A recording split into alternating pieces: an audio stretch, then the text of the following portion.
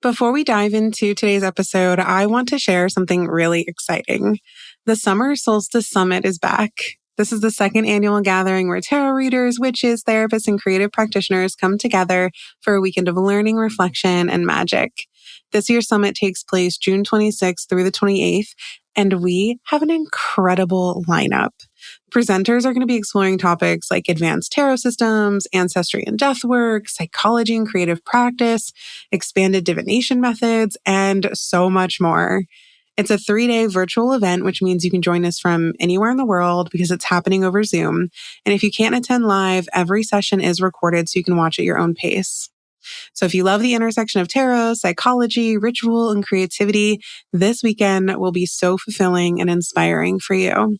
The feedback from last year's summit was so overwhelmingly positive. Folks were buzzing for months as they implemented everything that they learned and said that the energy was so magical and supportive and warm.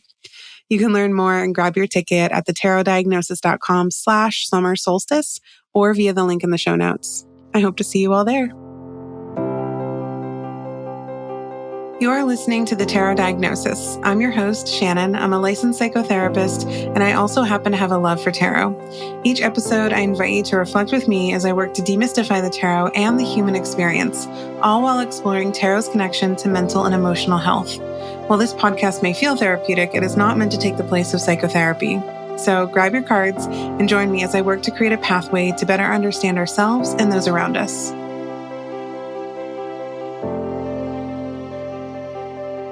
I pulled the moon recently for the first time in a while, and it was actually synchronistic because I had been thinking about the card more recently and reflecting on how I hadn't pulled it in ages. And then there she is, coming to visit right when I seemingly summoned her. And it actually brought back a flood of memories from my early days as a therapist. And then it got me thinking more about perception and ambiguity in the therapeutic experience. So today, that's what we're going to talk about. Perception, which is how we see what we see, and also what we don't see or how much we don't see. And then ambiguity, which is, of course, uncertainty. And I think layered with ambiguity is also the concept that we explore in dialectical behavior therapy a lot, or just dialectical thought, and this idea that two things can be true at the same time. So if you're listening to this podcast, you work with tarot, I'm assuming, or at least have an interest in it. And so by working with tarot, you kind of automatically work with ambiguity and uncertainty and two things being true at the same time. And all of that is very moon archetype territory because we know that the moon typically represents a place where clarity isn't immediately accessible to us. We're only able to see what the moon is shedding light on. And there's still lots of darkness around us and lots of stuff in the shadows that we can't quite make out yet. Something else that I think the moon typically represents from a therapeutic perspective is that we aren't just necessarily seeing what the moon is shining light on and then knowing that there's stuff in the shadows that we can't see. I think it speaks to something a little less literal and the fact that we are only seeing what we are prepared to see. But what's interesting, and that is not even just the moon archetype, like that's just working with tarot in general.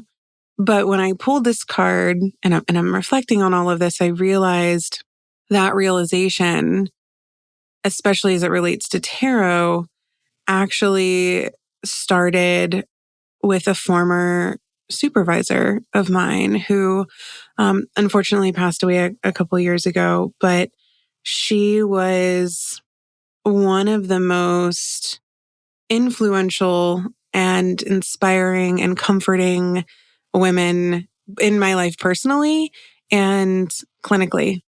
And she taught me so much. And what's funny about all of this is she ran a Catholic nonprofit, which is where I worked for years.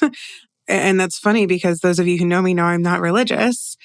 But when I moved back to Florida after my second stint of living in California, I've lived all over the United States in the last 18 years, but there was a really major death in the family, and I decided that I needed to move back and be with family for a while. So I moved back to Florida, and it was shortly after I finished grad school. So I finished grad school in Baltimore and then immediately moved to Los Angeles.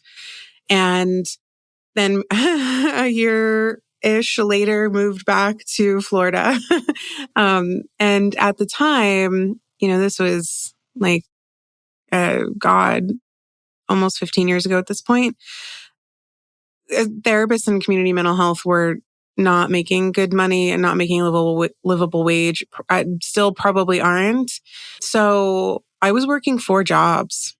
I was just kind of like piecing together whatever work I could find while I was building towards opening up my own private practice. So I was contracting with 2 different mental health agencies, building my private practice, and then taking on a completely non-therapy related job on the side, just whatever I could do to pay the bills.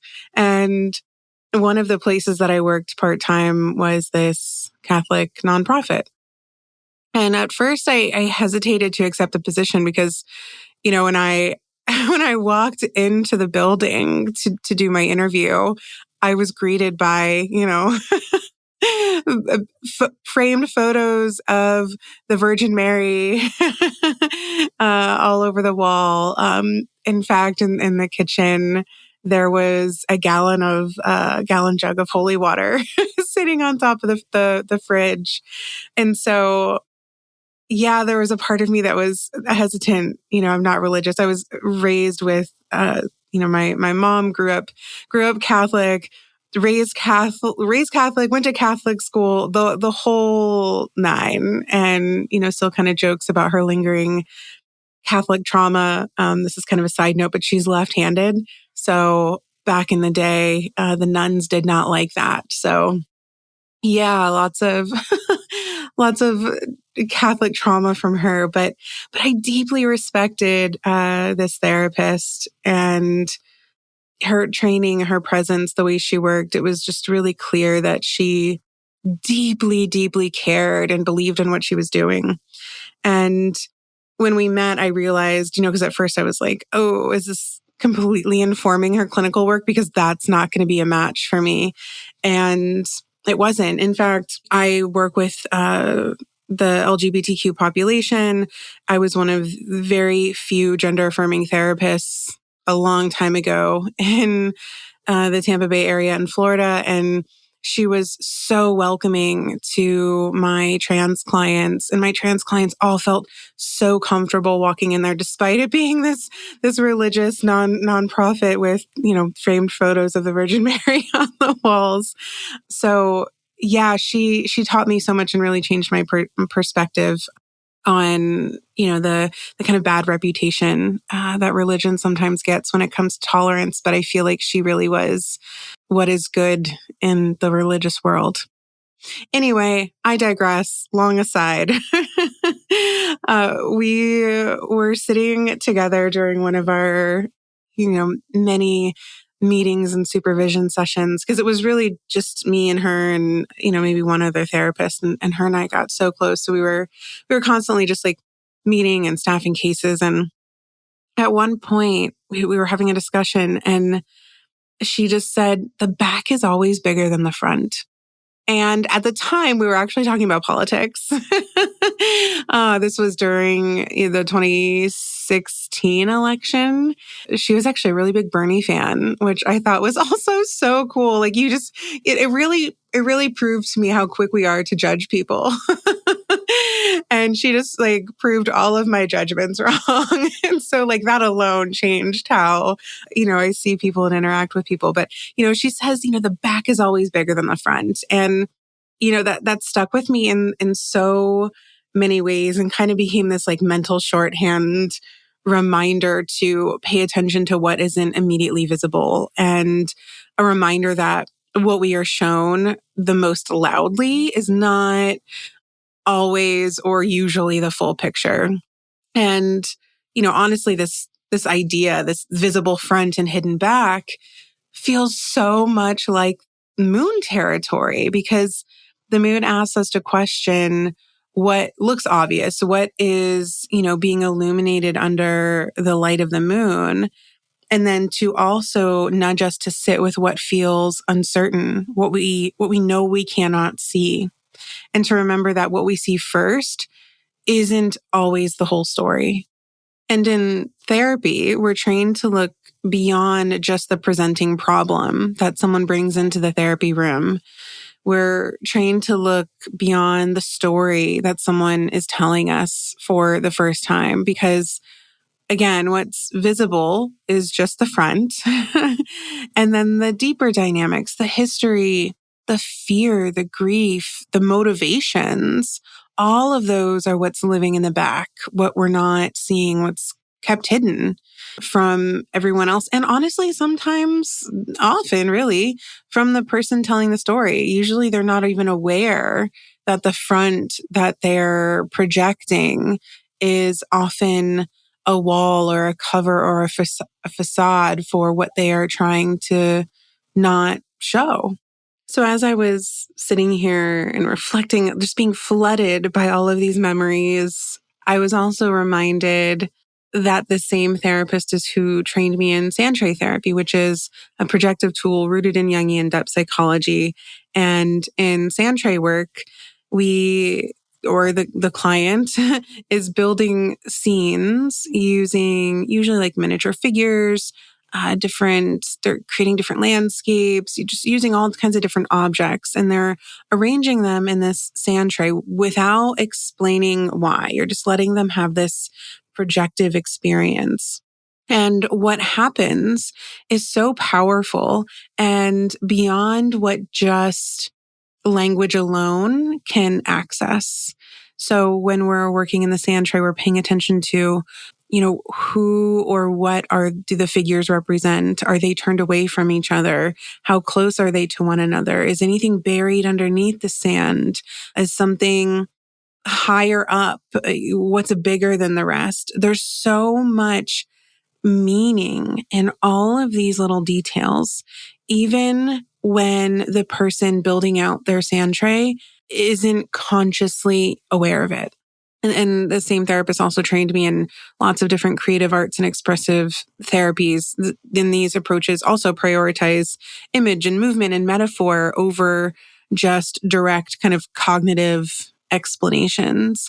And all of these modalities taught me that we reveal ourselves indirectly.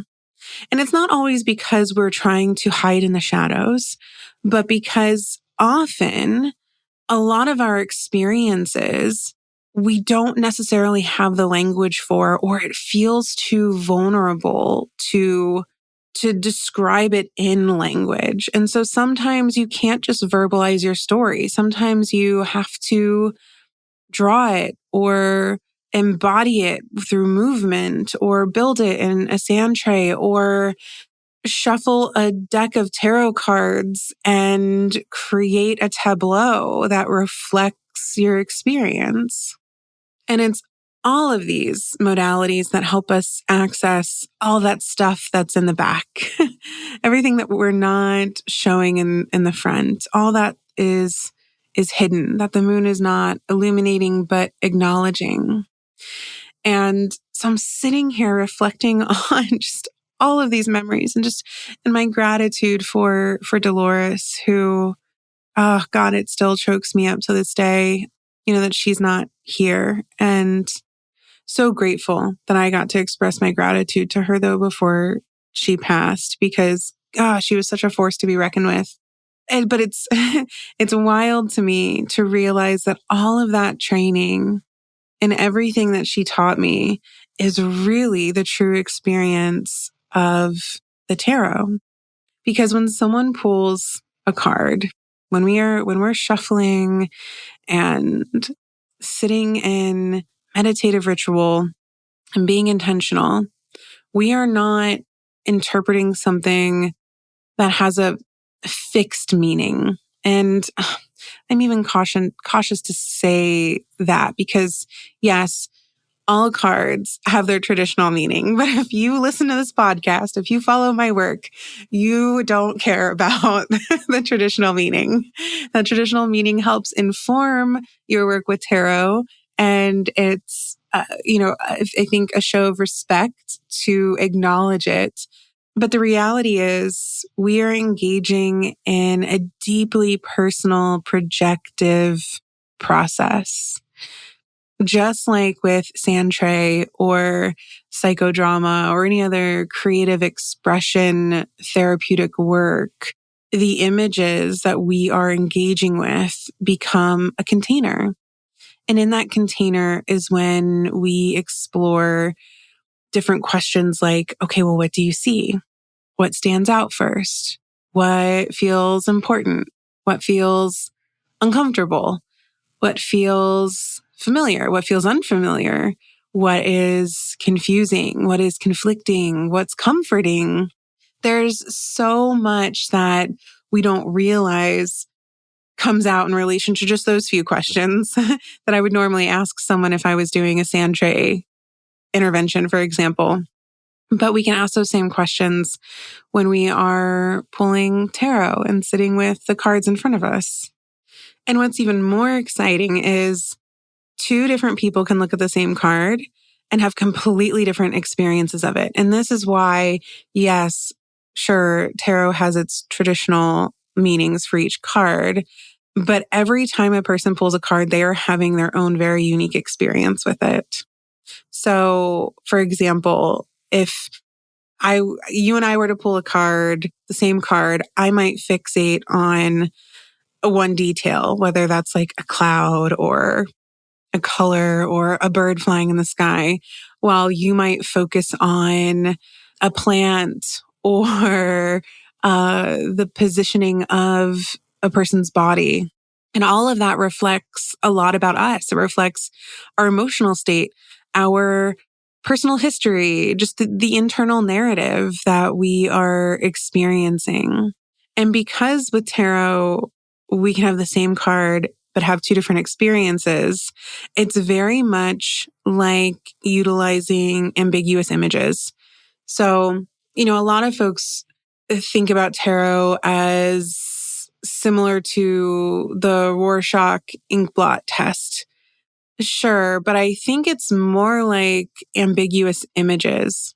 And so again, the same therapist, sweet Dolores, we were co-facilitating a family session once, and I thought she had all of these little tricks that were so clever. And I didn't know she was going to do this, but she brings out these pictures, and I mean, she hands one to me, so I realize what it is.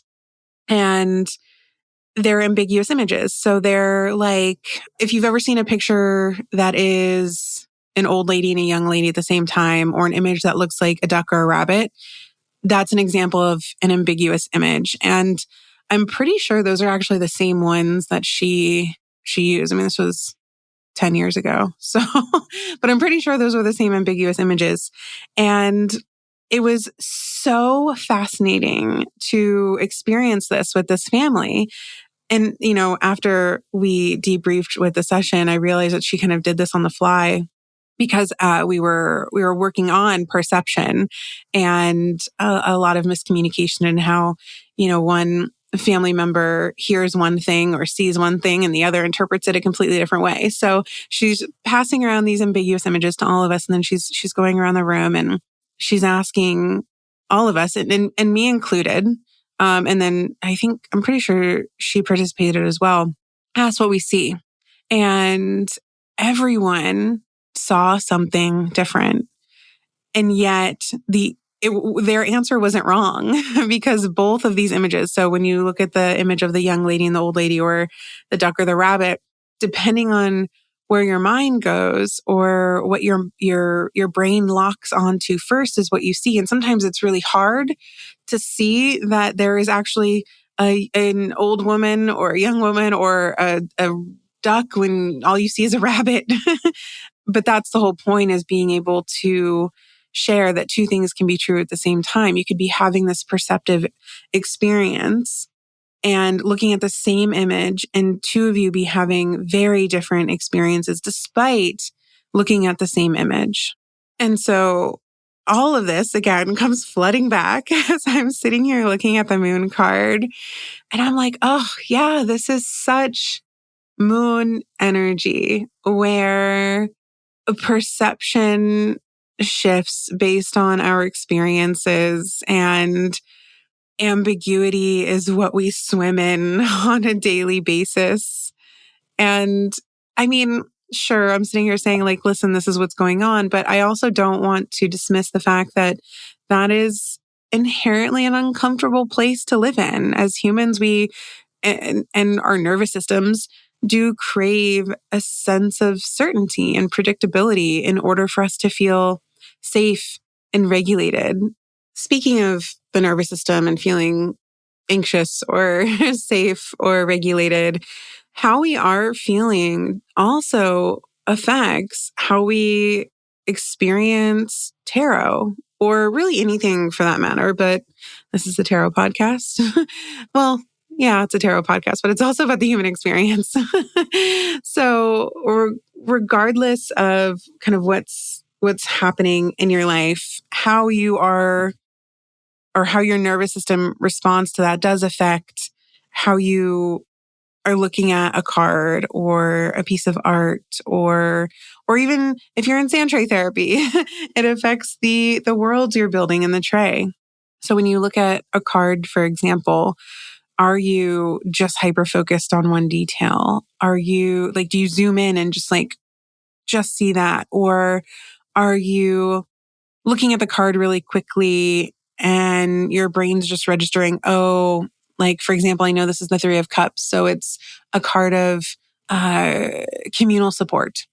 But are you missing something because you're not allowing yourself to sit with the image? If you're just scanning really quickly and not allowing yourself to sit with the image, I might ask, okay, are you dysregulated? Is it uncomfortable for you to just sit still and ease into the card and let your attention move slowly, and try to notice those small details instead of just focusing on the overall bigger picture?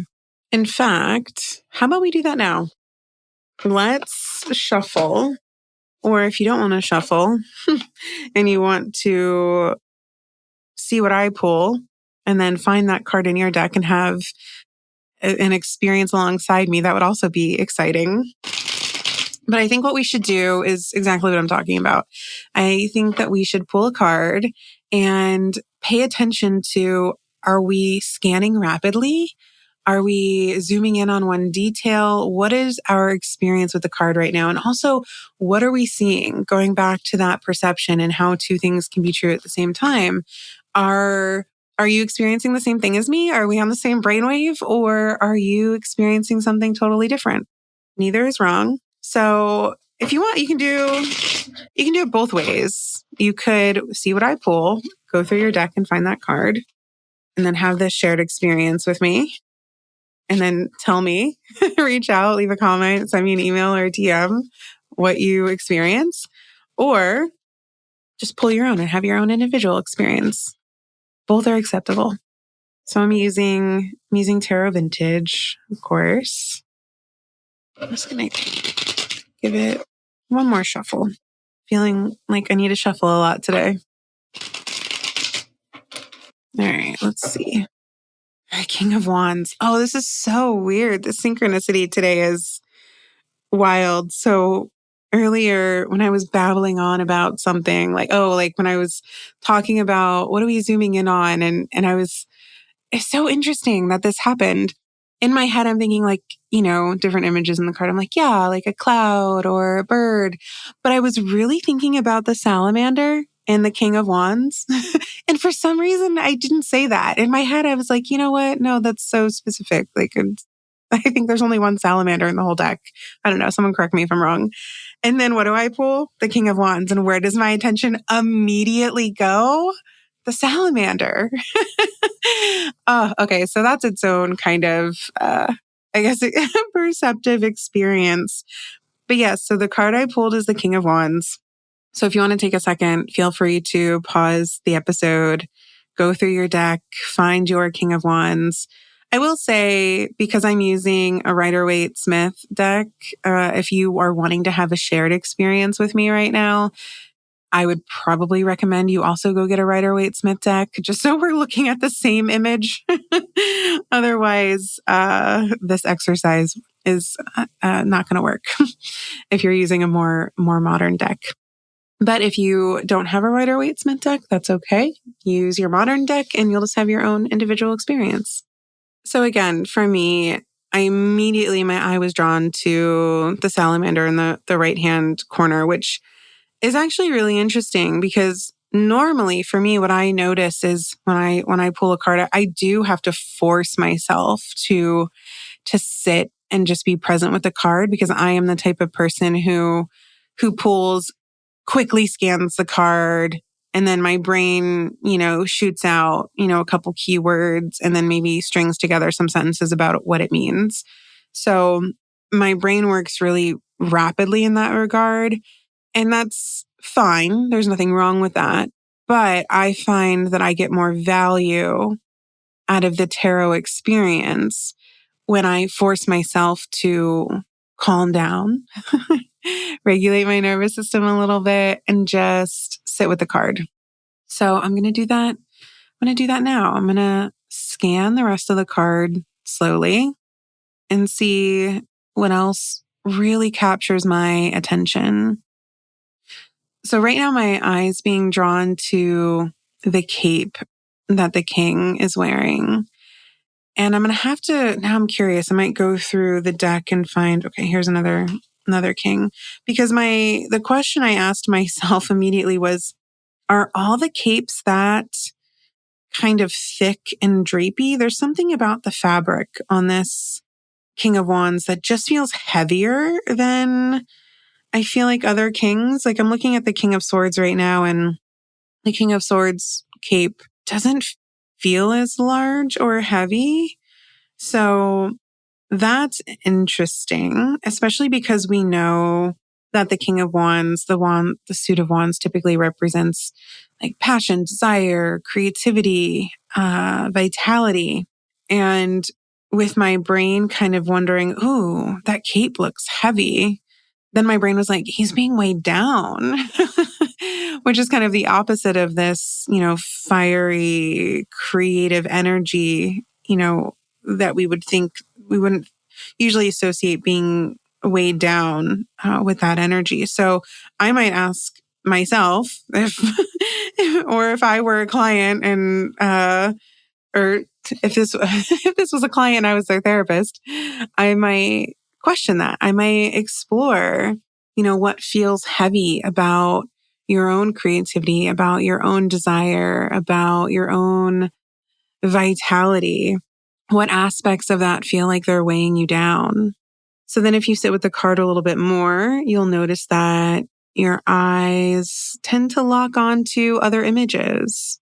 It might be the wand. Like right now, something that I'm noticing that I've never noticed before is the king is actually so they're on this platform, which most kings are, but I never noticed that the wand is not on the platform with the king. The wand is actually kind of on the ground in front of his feet.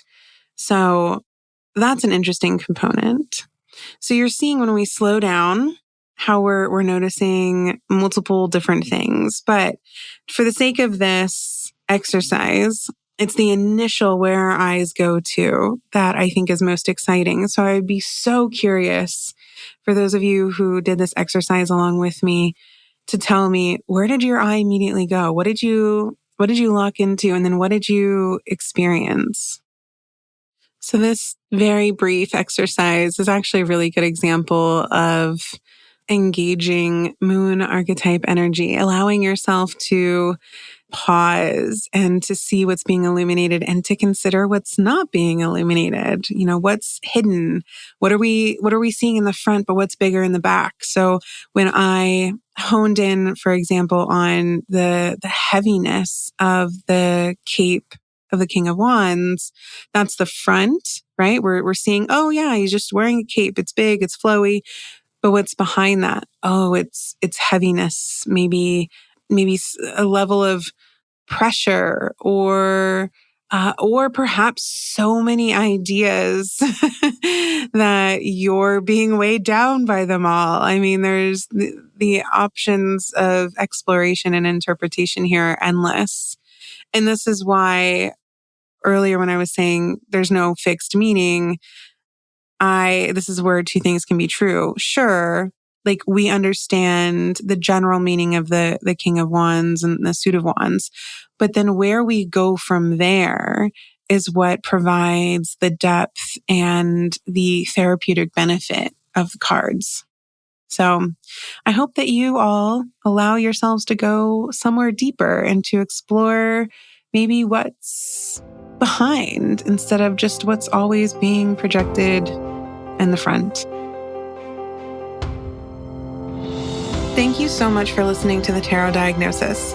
For more tarot and mental health content, follow the Tarot Diagnosis on Instagram. You can also subscribe to the podcast so you never miss an episode and sign up to receive the Tarot Diagnosis emails where you'll have access to exclusive spreads and exciting announcements.